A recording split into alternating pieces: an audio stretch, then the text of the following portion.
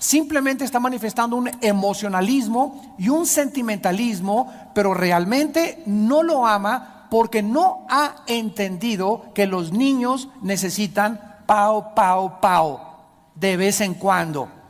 Y nosotros necesitamos entender eso, que la voluntad está aferrada a los niños y ellos se aferran a hacer lo que ellos quieran y se tiran al suelo y poco a poco van creciendo con esa voluntad férrea donde demandan derechos, y cuando llegan a la juventud son los futuros delincuentes juveniles. Así que es importante entender esto. Entonces nosotros que ya hemos crecido, que ya pasamos 20, 30, 40 años de edad, que ya somos gente adulta, tenemos que entender que al venir al cristianismo, nuestro Padre Celestial nos tiene que pao, pao, pao, también de vez en cuando, nos tiene que corregir. Cuando nosotros venimos a este contexto histórico, Israel se encontraba amenazada por los asirios. Eran tiempos de aflicción, eran tiempos de incertidumbre, eran tiempos de depresión. Y Dios en este pasaje, en medio de la opresión en la que ellos estaban viviendo, les asegura que Él los está vigilando, que Él los está cuidando, como le dijo Cristo en Apocalipsis a las 7 iglesias: yo conozco tus obras. A cada una de las iglesias comienza Cristo diciéndoles: yo conozco tus obras. En otras palabras, Juan, yo conozco hoy a qué horas te levantaste, qué pensaste, qué desayunaste, qué hiciste de las 10 a las 12, a qué personas miraste, qué libros leíste, qué revistas hojeaste, qué programas de televisión viste. Dios nos recuerda: yo conozco lo que están haciendo cada uno de ustedes. Y de acuerdo a lo que ustedes hagan, ustedes recibirán. Así que no podemos burlarnos de Dios. Si nosotros estamos viviendo la mayor parte de la vida con nuestros pensamientos enfocados en Dios, pensando en cosas espirituales, amando a la gente, no transando a la gente, no engañando a la gente, viviendo para las ovejas, abrazando a la gente, etcétera, etcétera, Dios nos recompensa. Porque es un Dios que nos dice en el Apocalipsis que antes de que Él venga, lo enfatiza: he aquí vengo pronto y mi recompensa conmigo. Si tú mueres hoy en la noche, perdiste todas las oportunidades que tenías para que en la otra vida, la posición que te ocupes y que yo ocupe de autoridad, estará relacionada en la medida en la que amamos. En la medida en la que amamos como amó Cristo a su iglesia.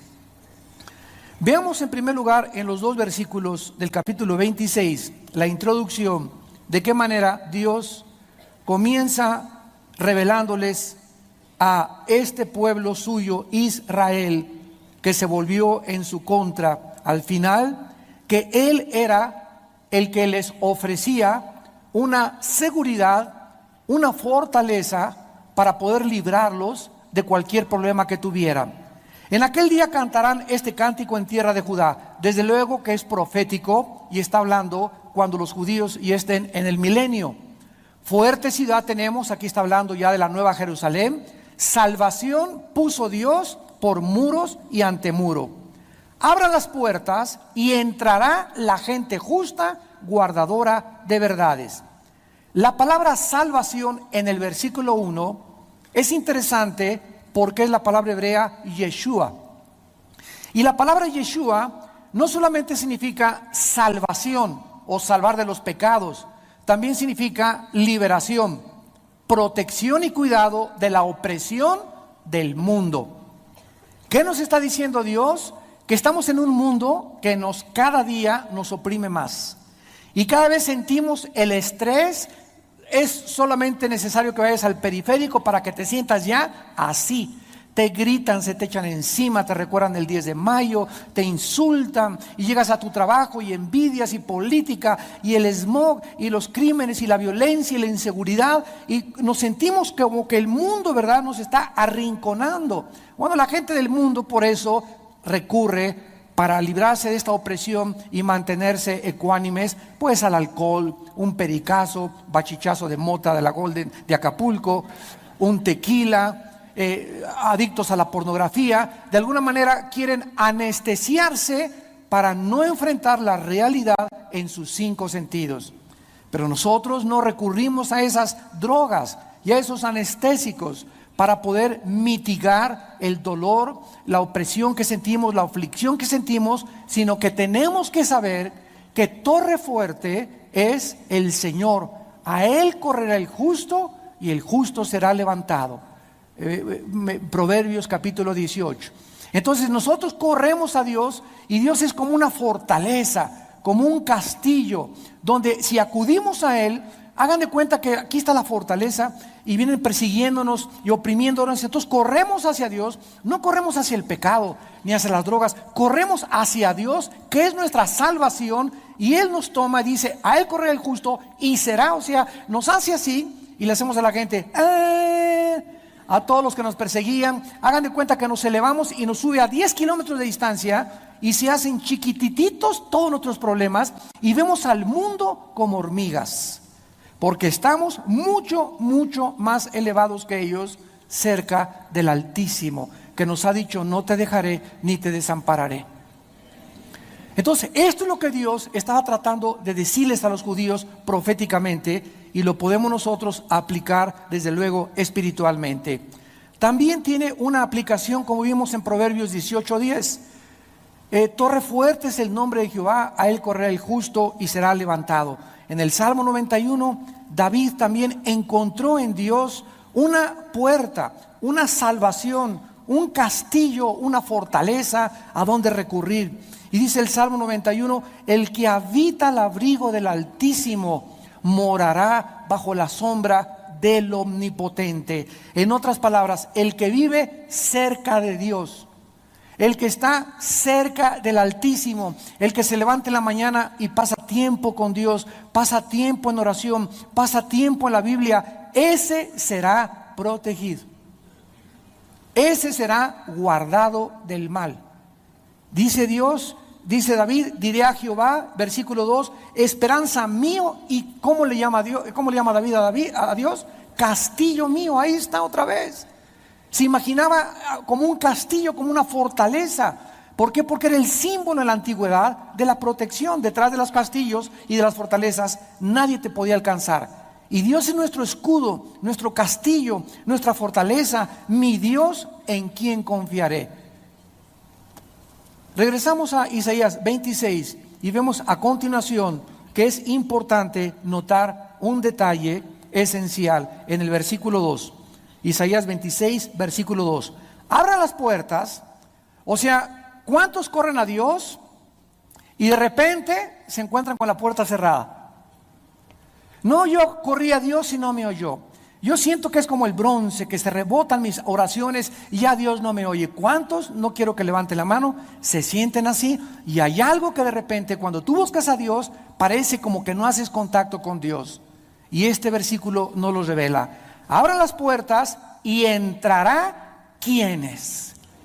Hay 2 características que se requieren para que podamos encontrar refugio en Dios: ser justos y al mismo tiempo ser amantes de la verdad. Tenemos que amar la verdad con todo nuestro corazón. Y es interesante que en Efesios 6:14 en el Nuevo Testamento, la justicia y la verdad forman partes de la armadura de Dios.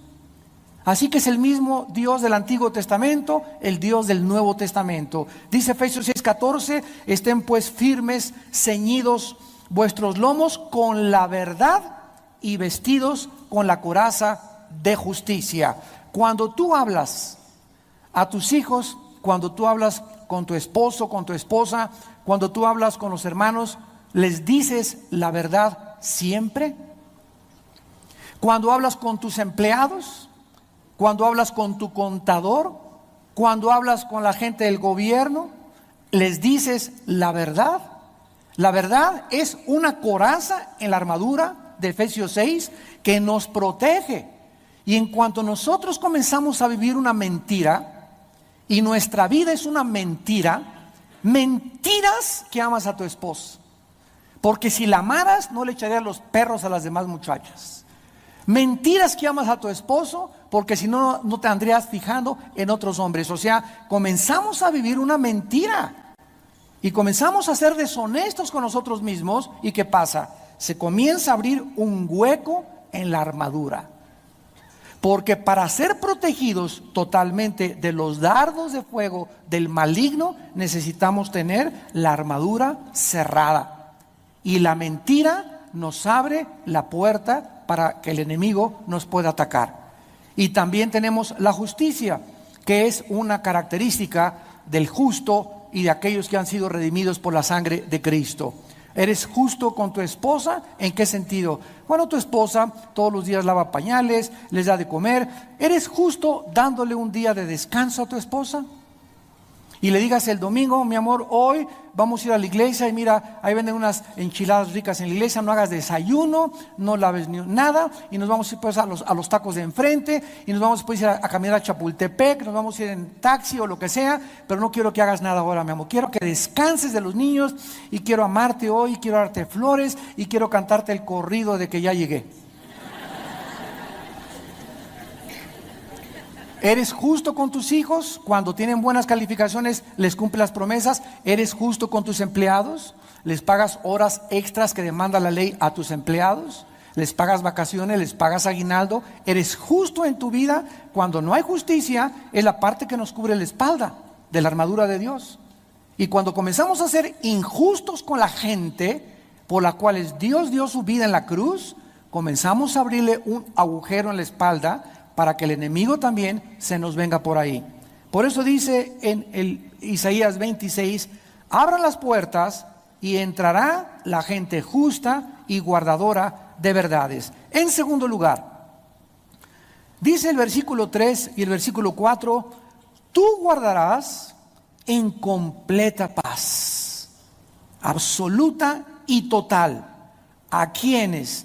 A aquellos cuyo pensamiento, cuyos propósitos, cuyos planes que se forman en la mente, en ti perseveran. ¿Por qué los vas a guardar en completa paz? Simplemente porque confían en ti. La palabra paz es la palabra más linda del hebreo. ¿Sabían ustedes? Es la palabra shalom. Cuando los judíos se saludan, siempre dicen shalom shalem. En otras palabras, que tengas abundante paz, o que la paz sea contigo. Y la palabra shalom, vean lo que significa: paz, descanso, sin preocupación, tranquilidad, bienestar, seguridad, confianza, reposo y prosperidad. Y no necesariamente tiene que ser económica. Así que toda esta gama de palabras representa la palabra shalom. Vamos por orden. Cuando nosotros recibimos a Cristo como nuestro Salvador, la Biblia dice en Romanos 5 que éramos enemigos de Dios. Yo enemigo si yo iba a misa, hermano, yo iba a la iglesia. Eras enemigo de Dios porque aunque tenías una religión, no hacías lo que Dios te mandaba. Así que de nada te sirve decir soy cristiano, cuando no haces lo que Dios te manda. Entonces éramos enemigos de Dios. Y Dios no nos podía tener como amigos tampoco, aunque Él nos amaba, ¿verdad? Porque Él ama, ¿verdad?, al mundo que dio a su Hijo en la cruz para pagar por nuestros pecados. Entonces, cuando tú recibes a Cristo, Él entra a tu vida y dice en Romanos 5:1, justificados por la fe, tenemos paz para con Dios por medio de nuestro Señor Jesucristo. Para que nosotros pudiéramos aceptar y estar en paz con Dios y ya no eres, Señor, quiero ser tu amigo y darte la mano, antes su justicia tenía que ser cumplida. Y como tú eres injusto y como yo soy injusto, alguien vino y nos regaló, nos imputó su justicia, que es Jesucristo. Entonces esa justicia no es mía. Es como un día les conté, ¿verdad? Es como este saco que traigo aquí cubriéndome, pero este saco solamente me cubre, pero no es mío, ¿verdad? No forma parte de mi cuerpo, sino que solamente me cubre. Entonces Cristo, al recibir a Cristo, Dios me cubre, nos envuelve en una justicia que no es de nosotros, que es de su Hijo Jesucristo.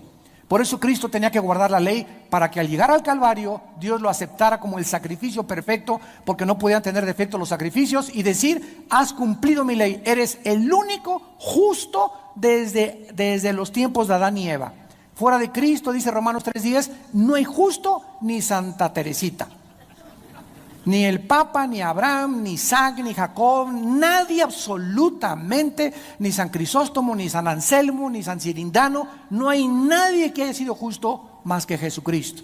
Todos hemos fallado, todos fuimos destituidos de la gloria de Dios, y esa justicia Dios me la da. Al darme la justicia y al vestirme Dios con Jesucristo en la justicia de Él, entonces yo me hago amigo de Dios.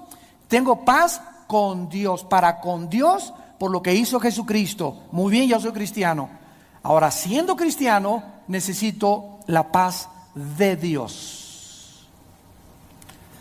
Recibimos la paz con Dios, ahora necesitamos la paz de Dios. Ahora, todos los días necesito que esa paz que Jesucristo nos prometió en Juan 14, mi paz les dejo, mi paz les doy, no como el mundo la da, sino de una forma sobrenatural, quiero que se quede con ustedes para que vuestro gozo sea cumplido. Esa paz la necesitas para vivir. Es un infierno vivir sin paz. Necesito paz para hacer negocios. Necesito paz para resolver los problemas familiares. Necesito paz para educar a los muchachos. Necesito paz para ser pastor, para poder tener mi fábrica, mi puesto de tacos, en mi taller. En todas las circunstancias necesitamos paz. ¿Qué es lo contrario de paz? Agitación, estrés, acelerado, ira, enojo, y bajo estas características no tomes decisiones, porque te vas a lamentar. Ahora, para tener esa paz, yo necesito forzosamente ser justo y tener la verdad de Dios y vivir en la palabra, porque lo dice aquí: tú guardarás en completa paz a aquel cuyo pensamiento en ti persevera. ¿A quién guardará Dios? ¿A quién cuidará Dios? ¿A quién mantendrá Dios en medio de la turbulencia que vivimos? Tranquilo, seguro, con esperanza, sin estrés, sin ansiedad, sin recurrir a Prozac, ni Valium, ni Ecuanil, ni alcohol, ni drogas, porque tienes algo mucho más grande dentro de ti que te dé esa paz: aquellos que piensan continuamente en Él. ¿Qué porcentaje del día piensas en Dios?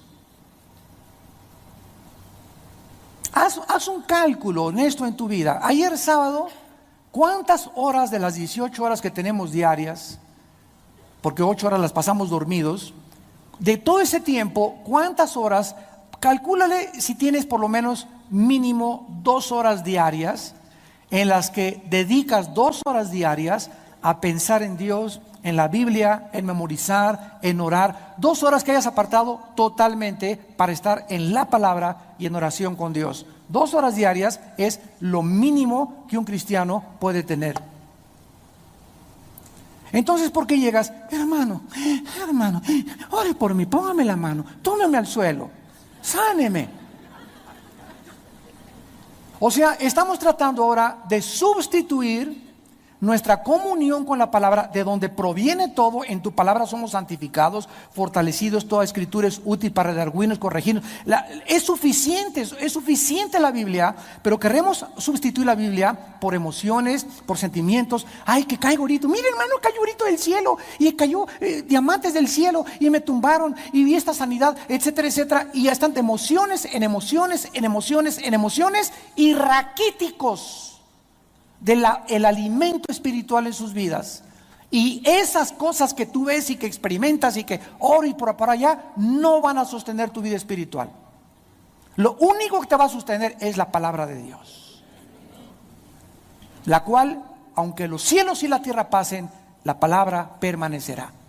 Entonces, esos cristianos que están ahora en esas cosas y van de congreso en congreso, y estoy esperando que venga el hermano que dijeron que tenía la unción para que me toque y me transmita así como rayos, y yo tenga esa unción y sea igual que él. Y cuando ponga las manos en los enfermos, como él me transmitió eso, entonces le pongo las manos en los enfermos y los enfermos van a ser sanados. Y la Biblia dice en 1 Corintios 12 que los dones los reparte Dios, no los hermanitos.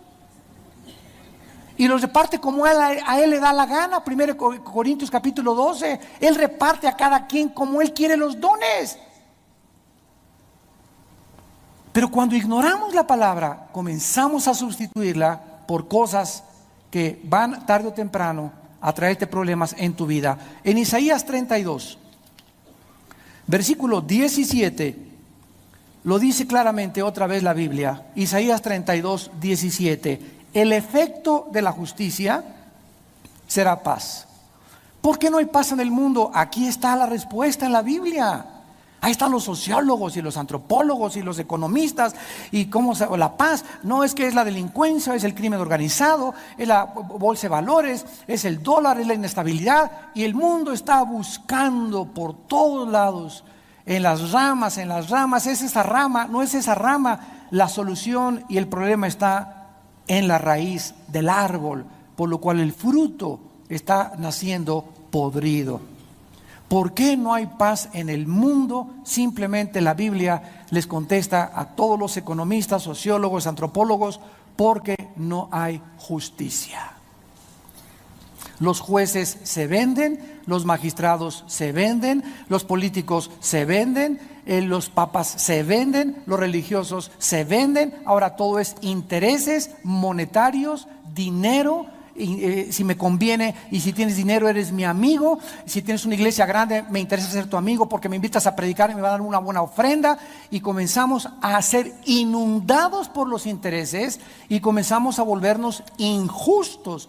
Y este es el resultado por lo cual el mundo se encuentra hirviendo como una olla express a punto de reventar, porque no hay justicia en las naciones, en las escuelas, en los juzgados, en las familias. Los esposos no son justos con su esposa, muchas mujeres no son justas con sus hijos, y este es el resultado de que no haya paz en el mundo. Porque el efecto de la justicia, la consecuencia después de que haya justicia, es la paz. Ahora, ¿por qué no hay paz en el Medio Oriente? Entre los judíos y entre los árabes. ¿Por qué? Porque no hay justicia. Hasta que reciban al Mesías, va a haber paz en el Medio Oriente. Y es inútil que manden al secretario de Estado y a James Baker y que vaya Colin Powell y Condoleezza Rice, la secretaria de Estado de Estados Unidos, a mediar el pacto de Oslo, y en Inglaterra, y Tony Blair, y tratar con los políticos de arreglar la solución que no se encuentra en ellos, tampoco en el Medio Oriente, se encuentra en el problema humano en su corazón. ¿Por qué no había paz en tu vida? Porque dice la Biblia que era una guerra en nuestra vida, porque no habíamos hecho la paz con Dios. Hasta que el ser humano hace la paz con Dios, el ser humano tiene paz con Dios. Al tener paz con Dios, tengo paz con mí mismo. Al tener paz con mí mismo y al saber que ya estoy en paz, que mis pecados han sido perdonados, que he sido aceptado y que tengo un futuro propósito y significado para vivir con justicia, con dirección, con la brújula de Dios, con la verdad, esa paz entonces la tengo que transmitir a los demás. Porque imagínate nada más transmitir amargura, odio, que es lo que el mundo está envenenándose por todos lados. Entonces todo el mundo está recibiendo el odio, los crímenes, las venganzas, las groserías, y el mundo se está infectando como una manzana podrida, y nosotros fuimos enviados a ser la sal del mundo, a tratar de evitar que esta corrupción se propague como se está propagando. El efecto de la justicia es la paz. Regresamos a Isaías 26 y dice la Biblia a continuación que no solamente Dios nos ofrece una fortaleza para guardarnos, su paz, etcétera, etcétera, sino que también Dios está enojado con los soberbios. Dice el versículo 5 y 6, derribó a los que moraban en lugar sublime, humilló a la ciudad exaltada, que va a ser la gran Babilonia de Apocalipsis 18, la humilló hasta la tierra, la derribó hasta el polvo, la hollará a pie, los pies del afligido, los pasos de los menesterosos.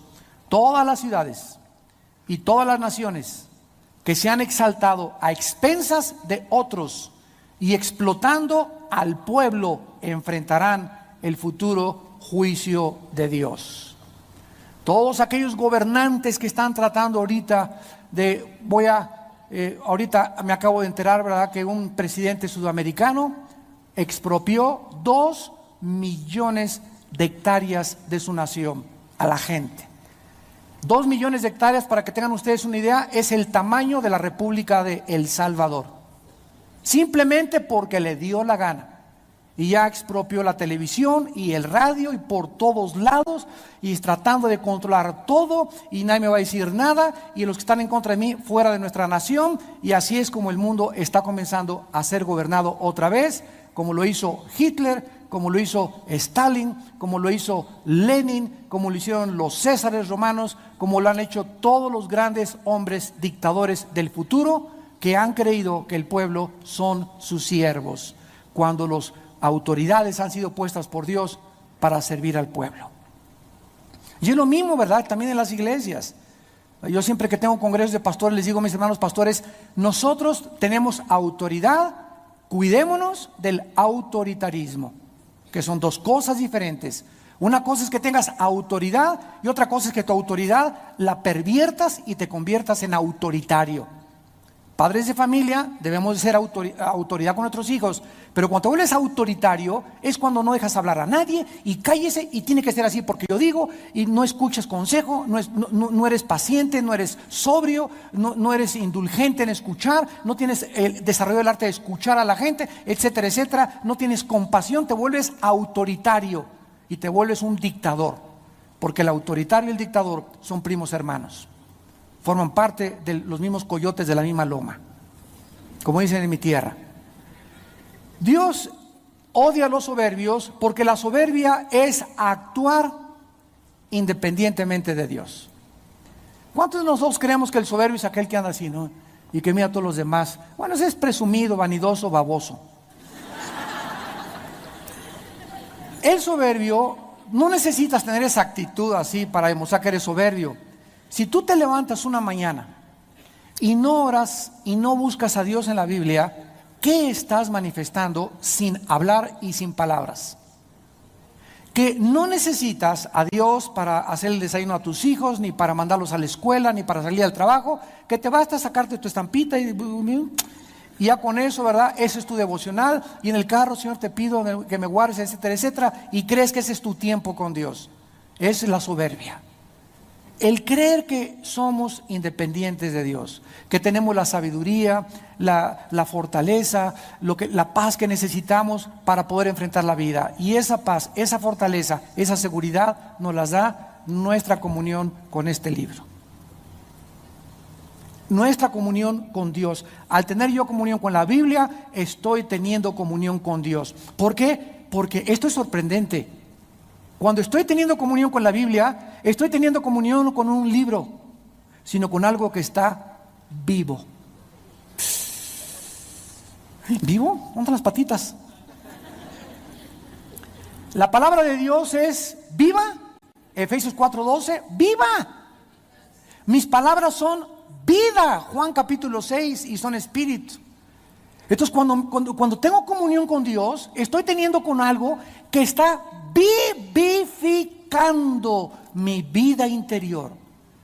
La palabra entra y me da paz, me reanima, me fortalece, me santifica, me aparta para Dios, me da esperanza, me da seguridad, porque es el alimento que mi espíritu necesita para transmitirlo a mi mente. Mi mente, al recibir de mi espíritu, comienza mi mente a tener paz, a ser ordenada, y mi cuerpo comienza a convertirse en el siervo de mi mente, de mis pensamientos y de mi espíritu.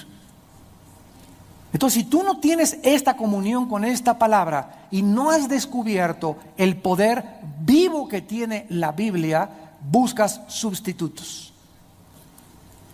Y buscas otra cosa que te dé eso que estás buscando, que Dios ya nos dijo: escudriñe las Escrituras, porque en ellas tenéis la vida eterna. Santifícalos en tu palabra, porque tu palabra es verdad. De día y de noche, Josué, medita en mi libro de la ley. Tu palabra es verdad. Tú guardarás en completa paz aquel cuyo pensamiento en ti persevera. Todo es la Biblia, la Biblia, la Biblia. Y esta Biblia, que es tan poderosa, se está alejando de las iglesias, de los predicadores, de las convenciones, de los congresos. Y ahora hay más psiquiatría, psicología, tumbar, sanidades, cosas que no tienen que ver absolutamente nada con el poder de Dios.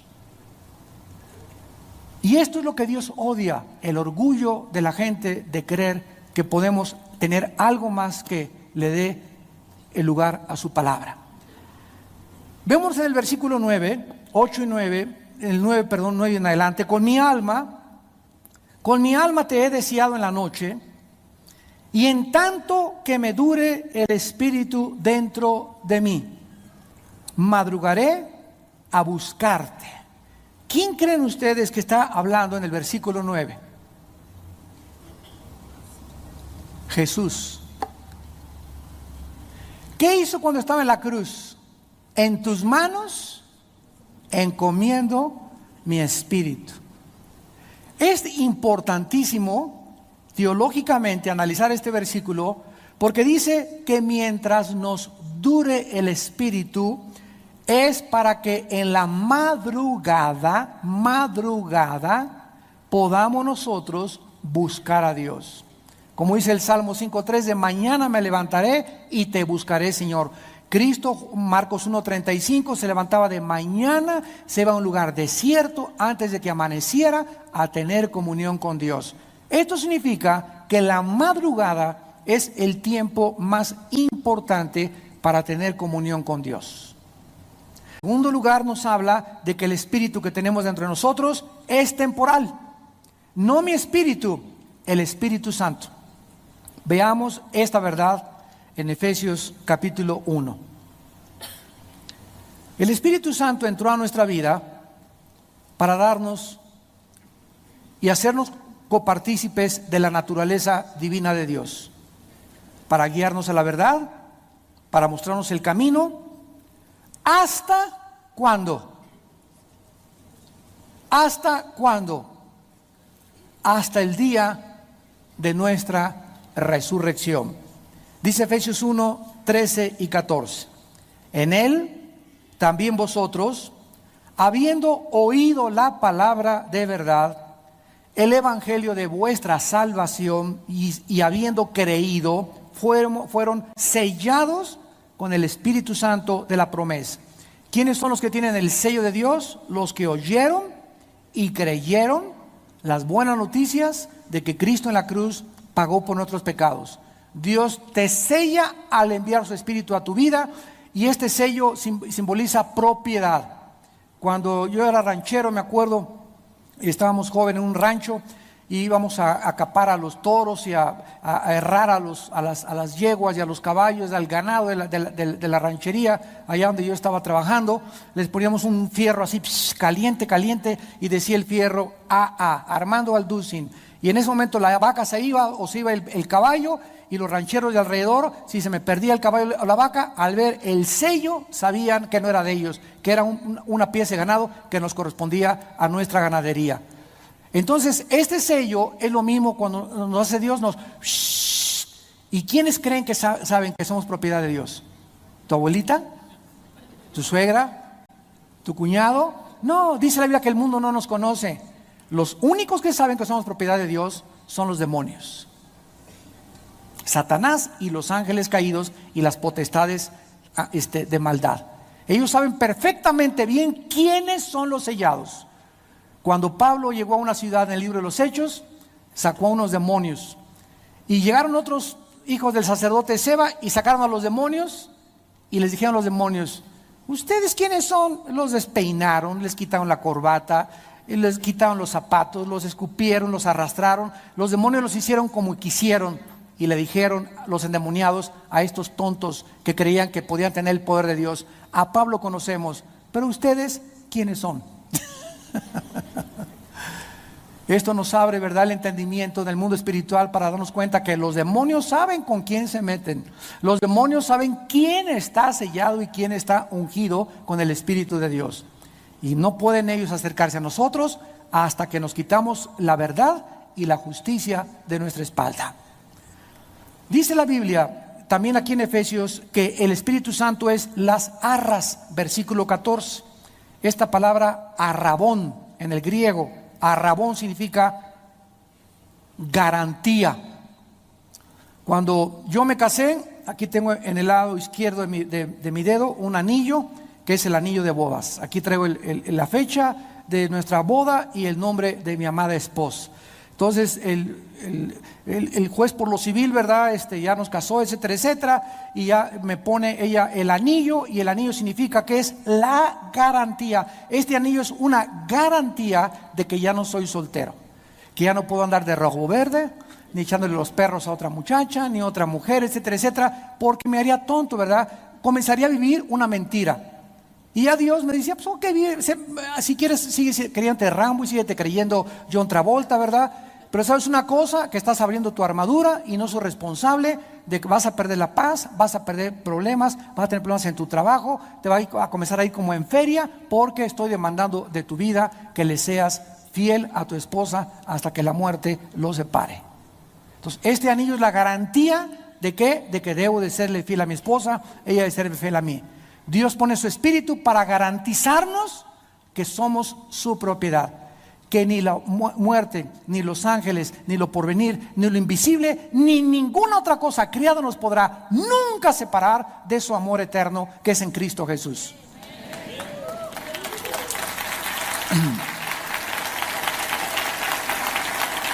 Y dice que esta garantía es nuestra garantía de nuestra herencia. Se nos está garantizando también que vamos a recibir una herencia aquí y después en la otra vida. Y vean ustedes esta palabra: hasta la redención de la posesión adquirida. Esta redención, la palabra polutros en el griego significa rescate, es el cuerpo. Ahorita hemos sido salvados espiritualmente, somos nuevas criaturas de la paga del pecado. Estamos siendo salvados, esto es la justificación, del poder del pecado. La glorificación, seremos salvados en el futuro de la presencia del pecado hasta que resucitemos. Entonces la salvación ocupa los tres tiempos. Fuimos salvados ya de la paga del pecado. Ya no hay juicio contra nosotros, ya no hay condenación contra nosotros. Esto se llama la justificación. La santificación, que es el segundo paso, estamos siendo salvados del poder del pecado. El cristiano no es una persona que no peca, sino que peca cada vez menos. Y menos, y menos, y menos, y más nos duele pecar. Y hasta que resucitemos, seremos perfectos como Él lo es. Hasta que resucitemos, esta posesión adquirida es el cuerpo. Nuestro cuerpo trae al Espíritu Santo porque es el templo y es la garantía. Hasta que sea redimido, rescatado el cuerpo y glorificado, hasta entonces el Espíritu Santo se va a salir y se va con Dios, porque ya no lo vamos a necesitar. Seremos como Jesús. Gloria a su nombre. Regresamos y terminamos en Isaías. Ojalá que estén aprendiendo algo. Y dice en el versículo 9, la última parte: luego que hay juicios tuyos en la tierra, luego que viene Katrina y Ike y las Torres Gemelas y el temblor del 85 y la bolsa de valores cae y el dólar y el petróleo y la contaminación de los aires y de los mares y las amenazas, entonces los moradores del mundo comienzan a portarse disque bien. Y vino el 11 de septiembre y todos los americanos en todos los estados de la Unión Americana atiborraron las iglesias. Septiembre, octubre, noviembre, diciembre, enero, febrero y en marzo estaban al 50%. Abril y mayo al 40% y en junio quedaron otra vez con la congregación original. Les duró 3 o 4 meses el susto.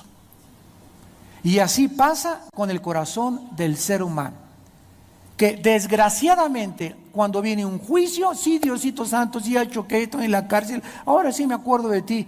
Pero cuando nosotros realmente buscamos a Dios, es cuando nosotros aprendemos la justicia. Dice el versículo 10, se mostrará piedad al malvado y no aprenderá justicia. O sea, decimos vulgarmente, los que ya son mala leche,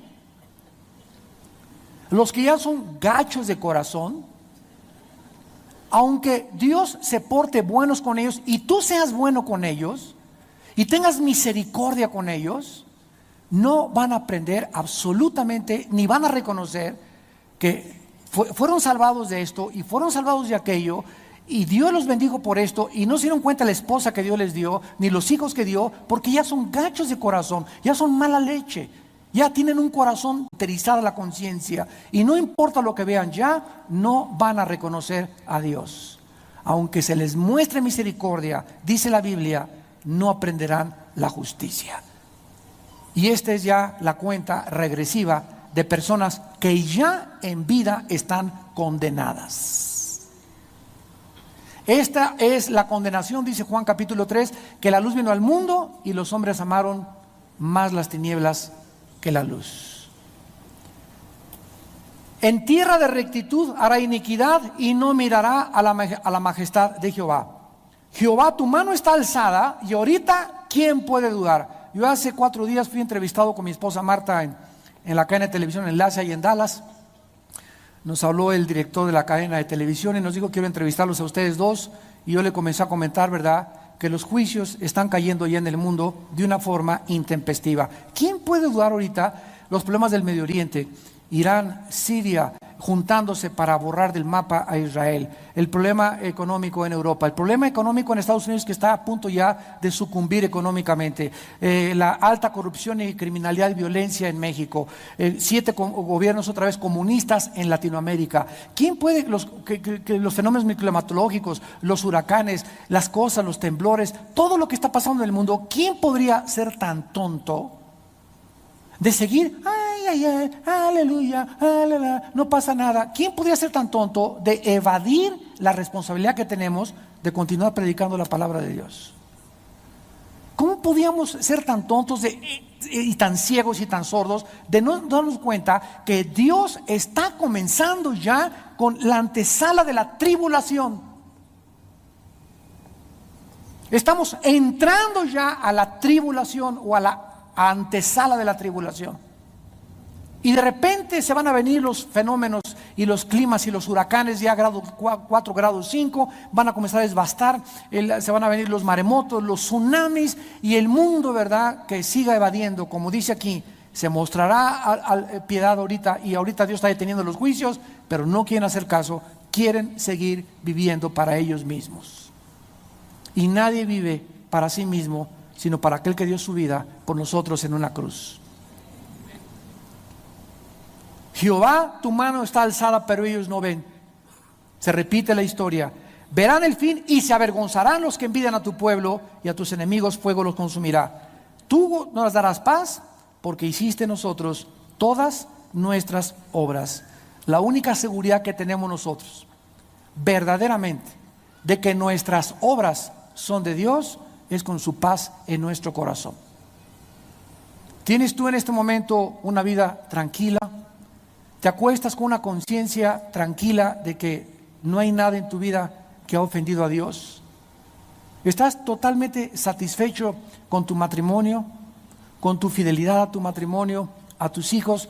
Puedes decir en esta noche: Señor, si tú me llevas hoy a las 5 de la tarde y te entrego cuentas a las 7 de la noche en el cielo, te puedo decir: Padre, hice con mis hijos lo que pude, fui responsable con ellos, a mi esposa la amé, fui justo con mis empleados.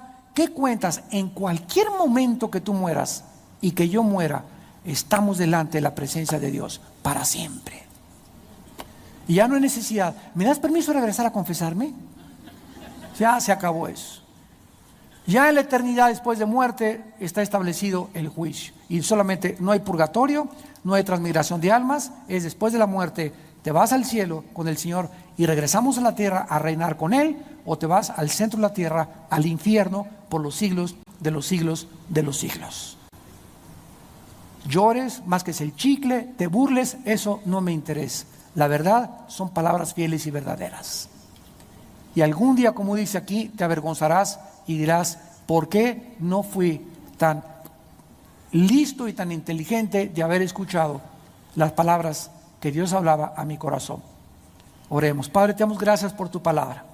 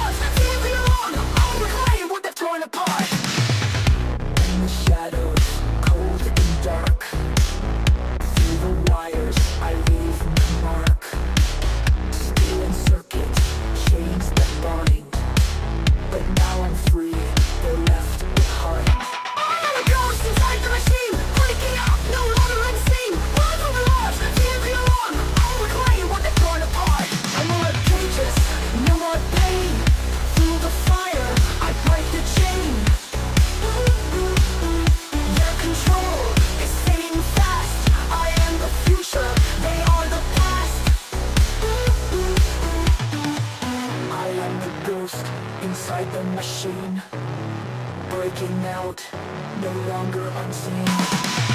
Run from the lies, feel the alarm. I'll reclaim what they've torn apart. I am a ghost inside the machine, breaking out, no longer unseen. Run from the lies, feel the alarm. I'll reclaim what they've torn apart. I am the ghost, no more pain. Through the fire, I break the chain. No control is fading fast. I am the future, they are the past.